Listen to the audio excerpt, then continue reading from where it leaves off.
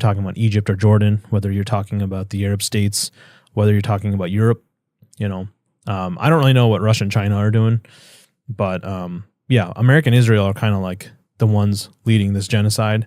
And I hate to say it because it's my country, but I don't know what's going on with the American politicians that they just want to continue this thing. Let's talk about Egypt and Jordan too. Like, what are some, because you see like that Jordan doesn't allow Gazans in. Is that true? And Jordan, I'm sorry, I know it's not your responsibility, but you may know more of that than I do. Yeah, I'll talk. I mean, I'll talk briefly on this, and again, that's why it's nice to have a Palestinian on your show and who can speak on this. But I will just say, Gaza does not share a border with Jordan, right? So Israel would have to allow that exodus to Jordan. So normally people historically have left through the Rafah border into Egypt. But Egypt basically said they closed the Rafah border. And now Rafah has been completely taken over by Israel, so no human soul can actually go into Rafah to even evacuate to Egypt. I think initially they tried to forcefully displace everyone into the Sinai Peninsula, but Egypt basically put a hard stop on that. But in my opinion, they should have at least allowed women and children and the sick to leave.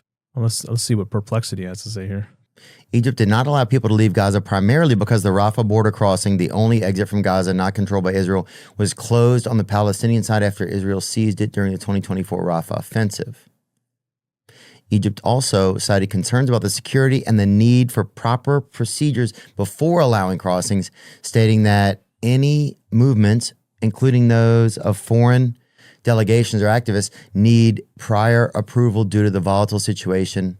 So maybe they didn't want Hamas in their country? Yeah, that's essentially it. Got it. I think at the end of the day, the conversation has to be about how we can get aid back into Gaza, right? And, push our politicians and President Trump to, kind of use his power and leverage over Netanyahu and say, well, you are allowing aid in no matter what. Because what we're seeing on Twitter, what we're seeing on TV, it's unacceptable, man. It's 2025 and we're seeing kids really rot away. It's pathetic. And the fact that people are now trying to deny it. I mean, come on, man. I think this most recent picture this New York Times article, have you heard about this? This mom and this baby, it shows a baby starving and the mom apparently does not look like she's starving. And so oh yes, Israel's media basically saying, well, there's no starvation going on there. Yeah, like, wait, what are you telling me? The baby's starving, but not the mom? Well, they're saying the mom is selfish and not feeding the baby, apparently. And now they're saying, well, now the baby had a pre-existing condition. Of course, everyone in the hospital has pre-existing conditions, right? Yeah, well, it's hard to sleep next to fucking missiles going off. That's right. I could imagine that's a pre-existing curve,